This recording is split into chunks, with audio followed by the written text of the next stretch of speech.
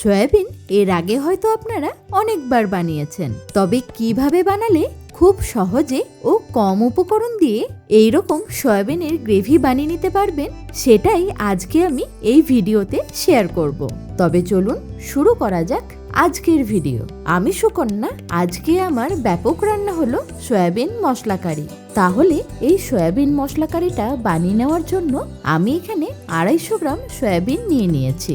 আমি এখানে বড় দানা সয়াবিনটা ব্যবহার করছি, আপনারা চাইলে ছোট দানা সয়াবিনও নিয়ে নিতে পারেন। এবার এটাকে আমরা প্রথমে একটু সেদ্ধ করে নেব। তার জন্য একটা সসপ্যান নিয়ে নেব। এবার এতে দিয়ে দিতে হবে জল, আর এই জলের মধ্যে দিয়ে দিচ্ছি 1 চা চামচ নুন। এতে করে সয়াবিনের মধ্যে নুনটা বেশ ভালোভাবে ঢুকবে। এবার গ্যাসের ফ্লেমটা অন করে জলটাকে ভালোভাবে বয়েল করে নেব।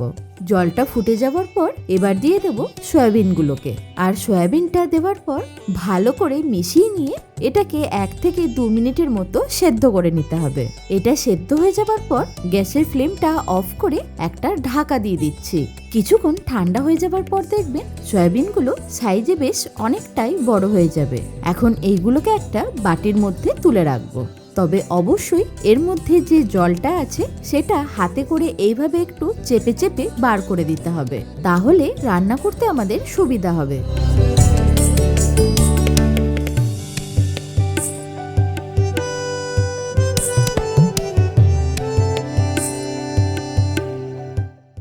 আর সয়াবিন থেকে জলটা ভালোভাবে বের করে নেওয়ার পর এইগুলোকে একটু ফ্রাই করে নিতে হবে, তাহলে এর মধ্যে থাকা কাঁচা গন্ধটা চলে যাবে। এইগুলোকে ফ্রাই করার জন্য একটা কড়াই নিয়ে নিচ্ছি। এতে দিয়ে দেব 3 টেবিল চামচের মতো সাদা তেল। তেলটা ভালোভাবে গরম হলেই সেদ্ধ করা সয়াবিনগুলোকে দিয়ে দিতে হবে। এই সময় গ্যাসের ফ্লেমটাকে হাই করে 2 থেকে 3 মিনিট এটাকে একটু লালচে করে ভেজে নেব। তাহলে দেখবেন এর মধ্যে থাকা এক্সট্রা ময়েশ্চারটা চলে যাবে। যখন সয়াবিনগুলো এইরকম ভাবে ভাজা হয়ে যাবে তখন এগুলোকে তুলে নেব।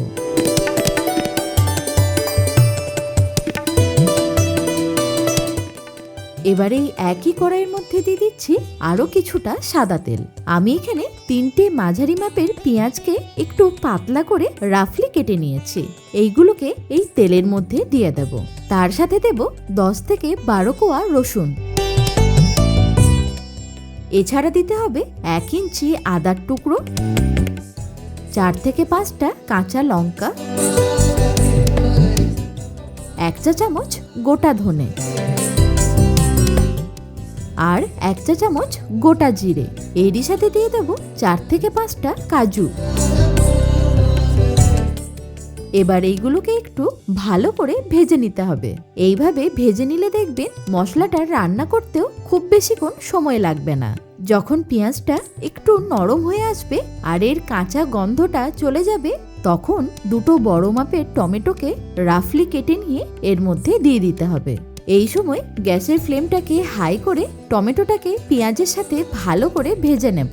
আপনারা চাইলে এখানে অল্প একটু নুন দিতে পারেন, আর এটা ততক্ষণই ভাজতে হবে যতক্ষণ না টমেটোটা আর পেঁয়াজটা একদম নরম হয়ে যাচ্ছে আর এরকম লালচে রং এসে যাচ্ছে।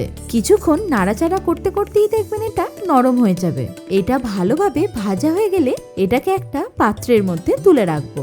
এবার মশলাটা ঠান্ডা হয়ে গেলে এটার মধ্যে কোনো রকম জল না দিয়ে এটার একটা স্মুথ পেস্ট বানিয়ে নিতে হবে। ততক্ষণে আমরা ভেজে রাখা সয়াবিনটাকে ম্যারিনেট করে নেব। তার জন্য একটা বাটির মধ্যে নিয়ে নেব 3 টেবিল চামচ ফেটিয়ে রাখা টক দই। তবে এটা খুব বেশি টক নয়। আচ্ছা, এরই সাথে দিয়ে দিচ্ছি 1 চা চামচ কাশ্মীরি লঙ্কার গুঁড়ো। এতে করে সয়াবিনের কালারটা খুব সুন্দর আসবে। আর দেব 1/2 চা চামচ হলুদ গুঁড়ো, 1/2 চা চামচ ধনে গুঁড়ো, 1/2 চা চামচ জিরে গুঁড়ো। তার সাথে ঝালের জন্য দিচ্ছি 1 চা চামচ লাল লঙ্কার গুঁড়ো। এরই সাথে দিয়ে দিচ্ছি 1 চা চামচ নুন। এবার মশলাগুলোকে ভালোভাবে দইয়ের সাথে মিশিয়ে নেব। মশলাটা মিক্স করে নেওয়ার পর এবার দেব ভেজে রাখা সয়াবিনগুলোকে। এইভাবে যদি মশলাটাকে সয়াবিনের সাথে মেখে রাখা হয় তাহলে মশলাটা সয়াবিনের ভেতরে ভালোভাবে ঢুকবে আর এটা খেতেও খুবই টেস্টি হবে। এটা খুব সহজ আর সিম্পল একটা রেসিপি, তাই আশা করি এই অবধি আপনাদের বুঝতে কোথাও অসুবিধা হয়নি। ভালো করে সয়াবিনটা মিশিয়ে নেওয়ার পর এটাকে কিছুক্ষণ রেস্টে রেখে দেব। এবার রান্নাটা করে নেওয়ার জন্য এর মধ্যে দিয়ে দেব 3 থেকে 4 টেবিল চামচ সাদা তেল, তার সাথে দিচ্ছি 1 চামচ ঘি। তেলটা ভালোভাবে গরম হয়ে যাবার পর এতে ফোড়ন দিয়ে দেব 3টে শুকনো লঙ্কা আর 1 চা চামচ গোটা জিরে। এবার ফোড়নটাকে একটু ভেজে নিতে হবে। ফোড়ন ভাজা হয়ে গেলে আগে থেকে তৈরি করে রাখা মশলার পেস্টটাকে এবার দিয়ে দেব। এখানে আর কোনো রকম মশলা দেওয়ার দরকার নেই, কারণ আমরা সব মশলাই আগে থেকে সয়াবিনের মধ্যে মিশিয়ে নিয়েছি। তাই জাস্ট এই মশলাটাকে ভালোভাবে কষিয়ে নিতে হবে। 3 থেকে 4 মিনিট কষিয়ে নেওয়ার পর দেখবেন এর মধ্যে থেকে ময়েশ্চারটা চলে যাবে আর তেল ছাড়তে শুরু করবে। তখন দিয়ে দিতে হবে ম্যারিনেট করে রাখা সয়াবিনটা।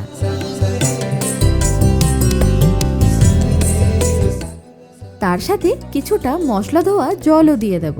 এই সময় গ্যাসের ফ্লেমটাকে হাই করে রান্নাটাকে করে নিতে হবে, তাহলে এর মধ্যে থাকা মশলাগুলো ভালোভাবে কুক হয়ে যাবে।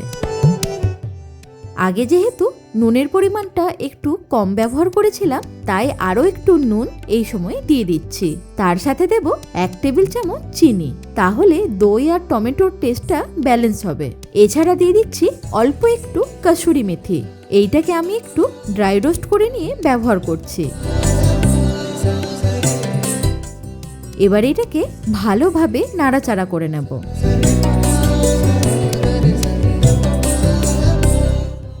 এই সময় একটা ঢাকা দিয়ে দেব, তাহলে রান্নাটা করার সময় মশলাটা চারিদিকে ছেটকাবে না আর মশলা থেকে তেলটাও ভালোভাবে বেরিয়ে আসবে।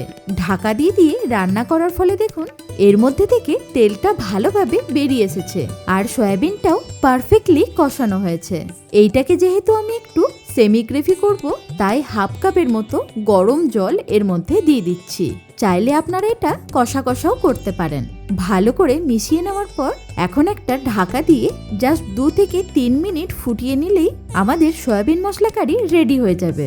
3 মিনিট পর ঢাকা খুলে আবারও একবার মিক্স করে নিয়ে এইটাকে ফিনিশ করব 1 চা চামচ ঘি দিয়ে।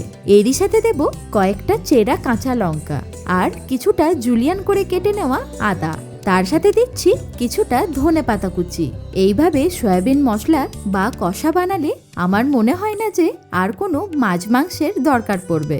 এই একটা পদ দিয়ে আপনারা ভাত, রুটি, লুচি, এমনকি পোলাও সব কিছুই খেতে পারবেন। এবার এইটাকে আমি পরিবেশন করে নেব। তাহলে আপনাদের এই সয়াবিন মশলা রেসিপিটা কেমন লাগলো আমাকে অবশ্যই কমেন্টে জানাবেন। ভালো থাকুন, সুস্থ থাকুন, দেখতে থাকুন ব্যাপক রান্নাঘর।